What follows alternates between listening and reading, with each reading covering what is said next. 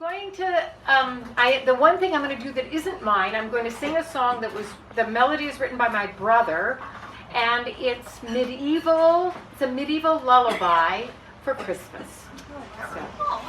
Oh, my dear heart, young Jesus white, prepare a cradle in my sprite, and I shall rock thee in my heart, and never more from thee depart.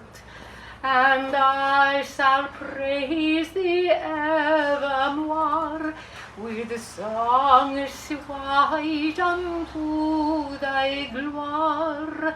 The knees of my heart shall I bow, and sing that Richt Balula. Oh, my dear heart, young Jesus white, prepare a cradle in my heart.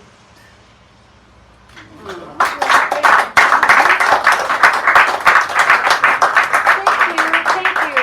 And I kind of get into some sort of a political remark or a political atmosphere of things that happen.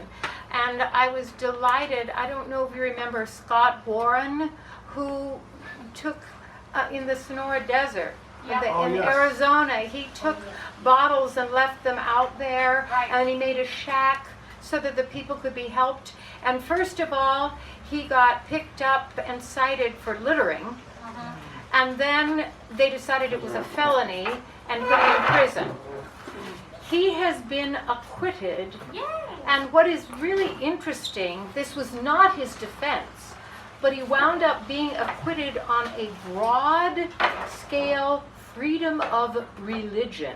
Oh, wow. Yes. Which, of course, the implications are that you can do humanitarian things if your conscience tells you you have to.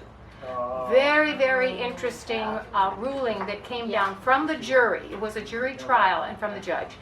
So I have a little poem called Scott Warren Free. Thank you for Scott. Yeah. The desert has always been home to tribes. The Hohokam are called the vanished. Hohokam are called the vanished.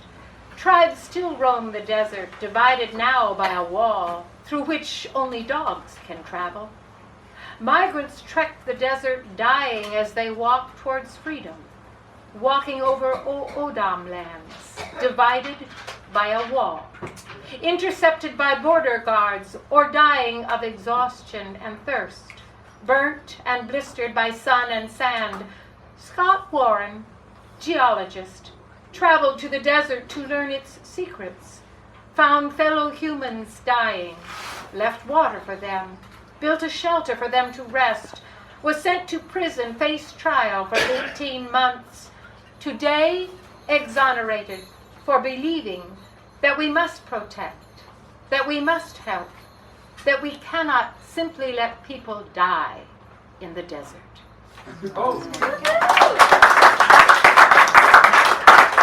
I have one more, and Dan has to tell me when I need to stop. 4 minutes. This is called Walking Over Bones, and it was a little bit inspired by Dee, so I thank you for getting me into bones. Not the one on television, although she's kind of neat too, but this is called Walking Over Bones. I walk over bones, bones of ancestors, bones of ash, bones of sand. Bones become phytoliths, melded with vegetation, melded with bone. I walk over sky, over rain, rivers and fog seeped into soil, fallen sky, saturated with seed, precipitated insect remnants.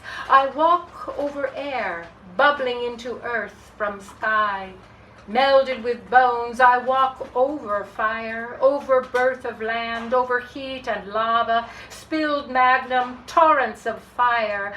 I walk over bones, I walk over oceans, standing on skeletons of shell embedded in earth, over tiny bones of sea, wiggling beginnings of life.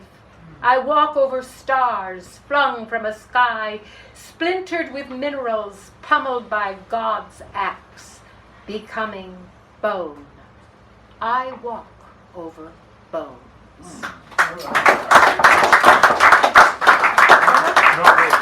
That's it. I herald the opening of the second half. Herald. Yeah. So thank you, everybody. Okay, this will end with something sort of Christmassy. So, our star small yet vast, beckoning, singing, dancing in the night sky, alone, encircled by eons of space, warmed by its own heat, bursting with its own energy, a meeting for souls, speaking of life and memories and eternity. And then Peace in War. Here's a book I've been reading, so anyway. The American troops, surprised and frightened in the dark of night, wreaked havoc and carnage on an Indian village, discovering the work of their bayonets had been upon women and children. 2 soldiers, discovering the mistake, raped an injured squaw, until the horrified major came upon the carnage and yelled, "Stop!" The next day, the troops gently buried the dead, hacking into the frozen earth to create graves. The major said a prayer as they covered the bodies with earth. Later that same day, a brave from the village of the massacre told them they were lost and gave directions. He offered provisions to the hungry men. This is historic fiction, a story from Days Without End by Sebastian Barry, yet a testimony to possibilities of human mistake, human horror, and mercy by the other, who would massacre and be massacred again and again, answering horror with horror, yet holding ever the possibility of forgiveness, of peace. As we remember now the Christmas truth, December 7th, 1914. German, French, British singing Silent Night on the eve of yet another battle, yet another question, as our souls do battle with their own inner light, seeking in vain for an ever Christmas, an ever conversation with the other in peace. Nice.